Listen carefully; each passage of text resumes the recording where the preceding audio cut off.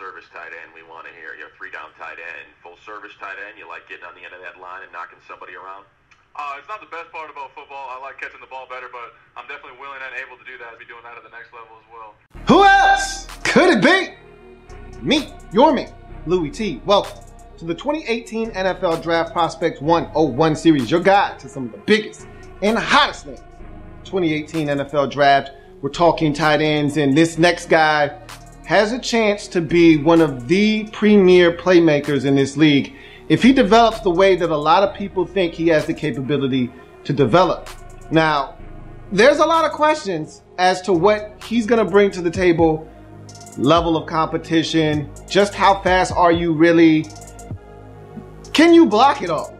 There's some questions here. But if you're talking from a pass catching standpoint, there's nothing to talk about and debate.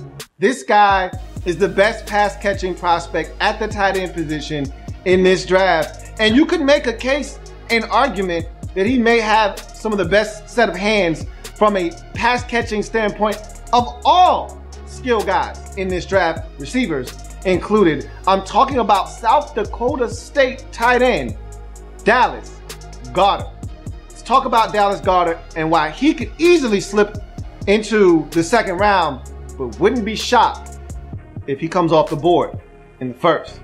Let's talk about his pros and what makes this guy such an intriguing prospect at the tight end position.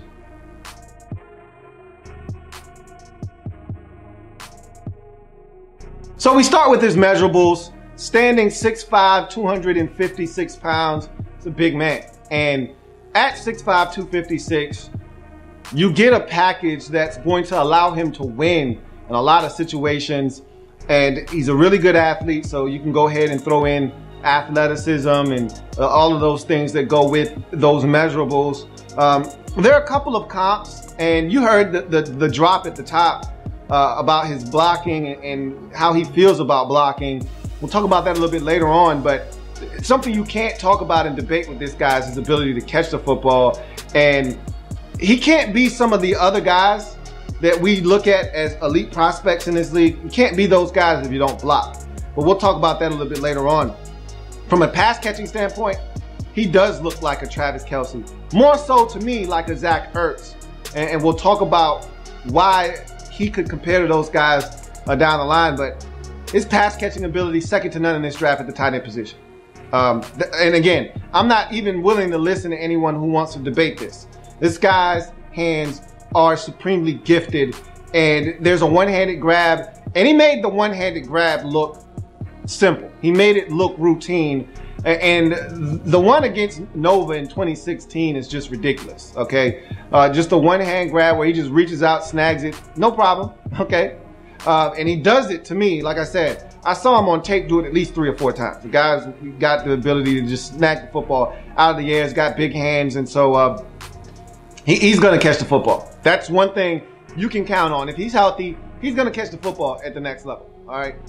Quickness and suddenness. Same game against Nova in 2016. And I keep referencing 2016 because he had a breakout year in 2016. He was just as good in 2017. No, okay, I'm lying. He wasn't just as good. He was still really good in 2017, but 2016 was on a whole nother level. So a lot of people really started to kind of have him show up on the radar in 2016, and all he did was follow that up with another strong campaign that put him in the discussion of a first-round pick in 2018. But nonetheless, quickness and suddenness, I love that about him as well. He's a guy that I think, like a Zach Ertz, he's going to be able to separate because of quickness and suddenness.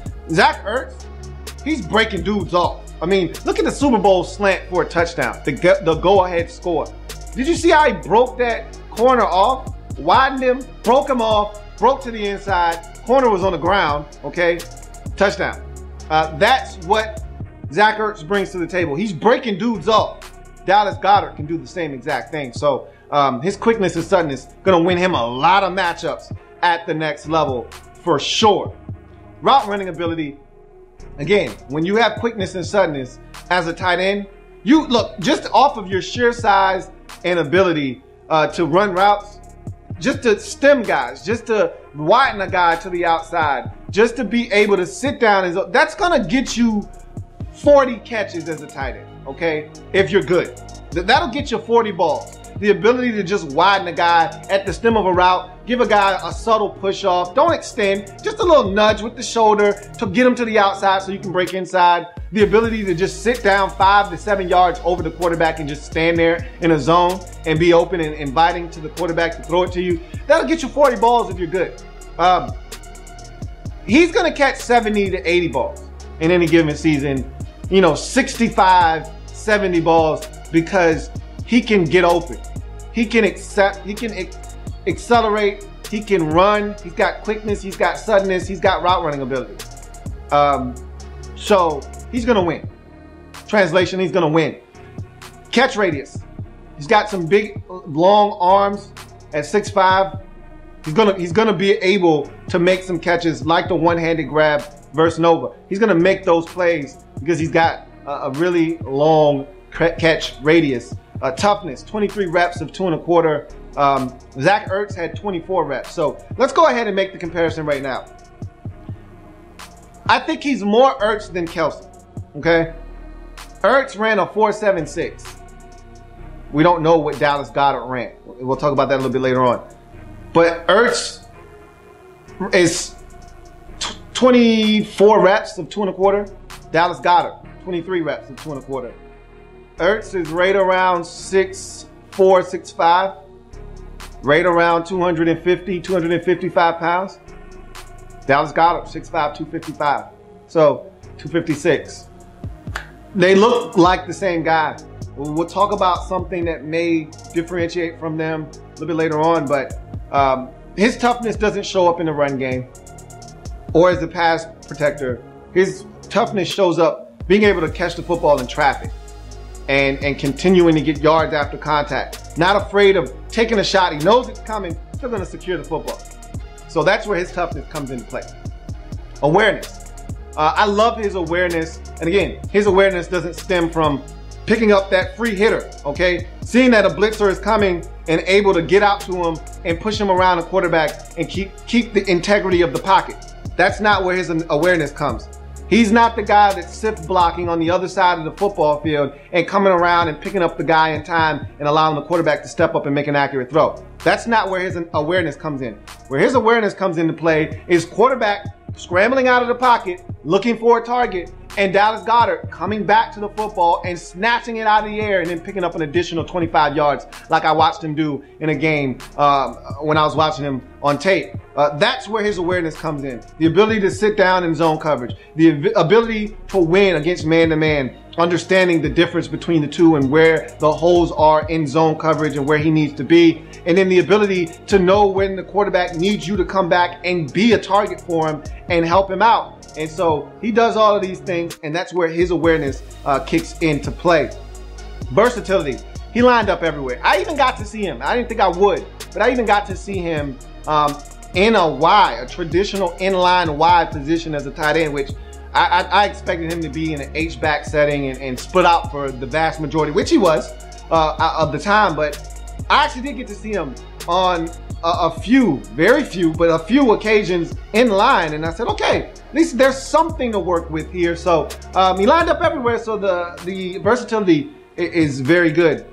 Collegiate production, 2 straight 1,000-yard receiving seasons. Again, we're talking about a tight end, not a receiver. So that is extraordinary. The season he put together in 2016 is just ridiculous. So collegiate production, keep in mind, we're talking about a guy that's played at South Dakota State. So again, take it with a grain of salt, but nonetheless, that's still big time production. I don't give a damn where you're playing, who you're playing against. Still got to go out and show and prove. And he did that at South Dakota State. Stamina, one of those guys is just consistently and constantly on the football field, which is what I'm looking for from my tight end. I want him on the field as much as possible because I don't want the defense to be able to tell the difference between when this guy's on the field and when that guy's on the field. If my guy's on the field at all times, for the most part, you don't know if I'm running or passing the football. That's what I want. I want the element of deception. I want to be able to have you off balance and on your heels and not really knowing what's going to happen.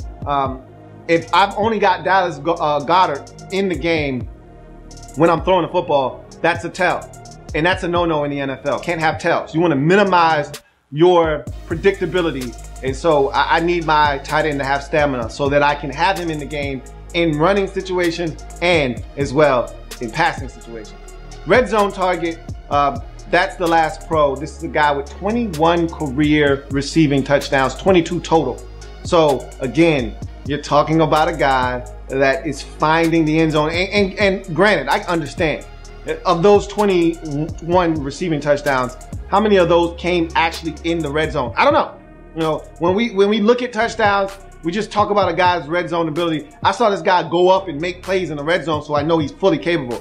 And I probably saw him on tape catch about 10 or 11 touchdowns, and probably about 7 or 8 of them were in the red zone. So most of his touchdowns came via the red zone, but there were some big plays in there where this guy ran away from the competition and made some big plays. So not all of those were red zone, but you want your tight end to be a difference maker when you get inside the 20, when you get inside the 10, when you get inside the 5. You want your tight end to be a difference maker, and that's what Dallas Goedert is. He's a difference maker when you get into those tight quarter situations and need a guy to win. Dallas Goedert is the man for the job. So we go from those pros to the cons that I feel like are going to make Dallas Goedert not a first, but a second round pick in the 2018 NFL draft.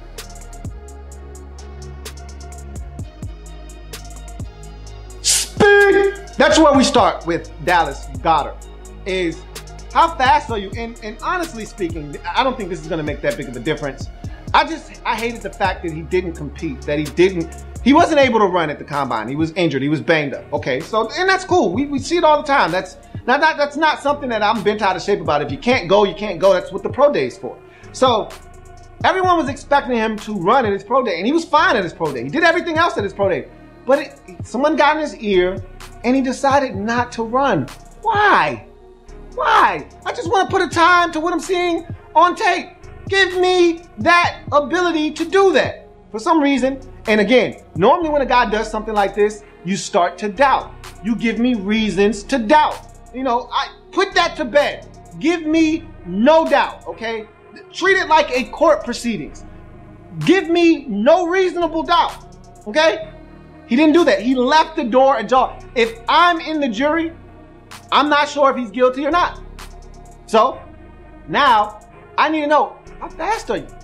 And again, I think he's Zach Ertz fast. He's not Travis Kelce fast, 4.63. I think he's more Zach Ertz, 4.76 fast. There's nothing wrong with that. Ertz is breaking dudes off, and he's one of the best in the business right now.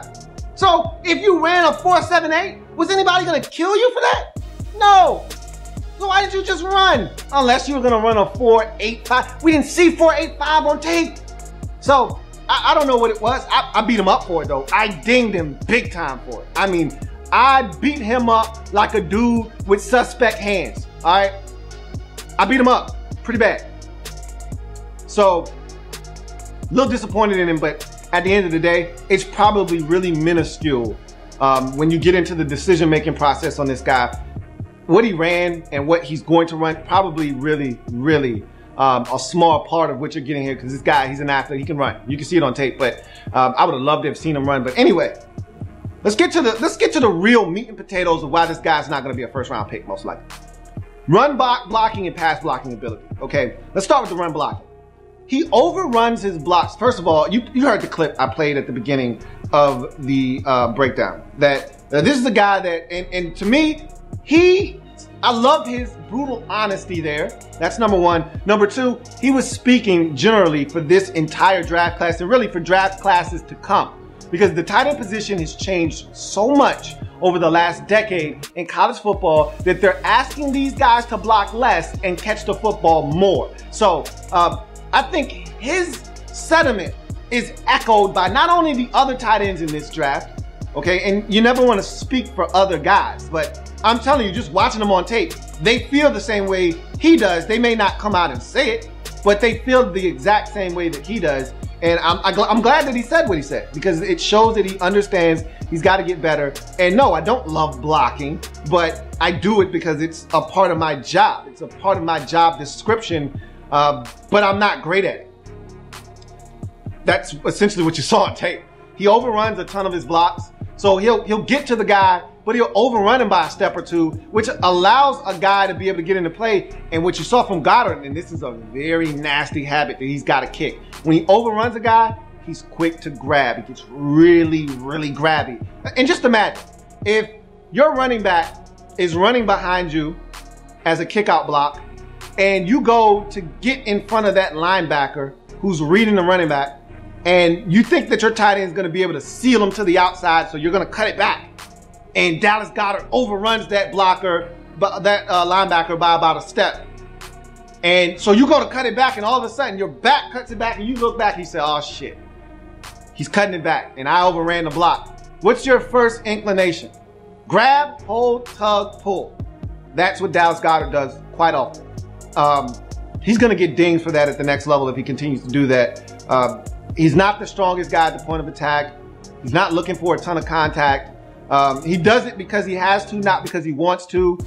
So you can tell all of these things. He's not a great run blocker at all whatsoever. Can he get better? Sure. With a little bit of work, a little bit of dedication, and that's what's going to take, dedication. Okay? He's capable. He's got to want to, though. So we'll see if he's going to do that at the next level. Pass blocking, this is a totally different animal. I couldn't even grade him on this, okay? I couldn't even give the man, much like his speed, I couldn't even give the man a grade. I didn't see him stay in to pass block, not once. Now again, he's your best receiver. Why would you keep him in on an obvious passing situation? I get it. So I'm not going to kill him, but I can't grade it. What am I supposed to do? I didn't see the man block in the passing game. Not one single time. So can't even give you any analysis there, which scares me, honestly. In any event, level of competition, again, I'm not going to kill him for that. He dominated the level of competition that he played against. That's my only one requisite for anyone looking to make it to the next level. You go to a smaller school, dominate the competition. That's all you can do, is beat up the guy that they put in front of you and dominate. He did that. So is he going to be able to do that at the next level? We'll see. And to what extent? Yeah, we'll see. But he's got hands. He's got athleticism. He's got everything you're looking for from a pass catching standpoint. You put him in the right offense, you know, he'd fit so perfectly in somewhere like New Orleans with Drew Brees and Sean Payton. We know Brees loves to throw it to the tight end up the seam. It's just not working there with a guy that they thought was going to really produce big numbers for them, that they got from Indianapolis in free agency about 2 years ago. It's just not working. This is the guy right here that would really change their offense in ways you can't even imagine. But if you put him in a system like that, with a team, with a quarterback that you know is going to utilize him properly, this guy will be utterly dangerous and potentially unstoppable at the next level. But that's Dallas Goedert and his draft prospects 101 breakdown in a nutshell. You want to see what I gave him as a score and where that ranks among the rest of his peers? Check out the website louietnetwork.net for more scores for all the prospects that I've had a chance to take a look at. In any event, I've got more tight ends to break down. If you like what you've seen, if you like what you've heard, subscribe to the channel, share this video and like it, and there's more where that came from. So don't you go anywhere. More Draft Prospects 101 on the horizon as we near an inch, even closer to the 2018 NFL Draft. I'll see you next time.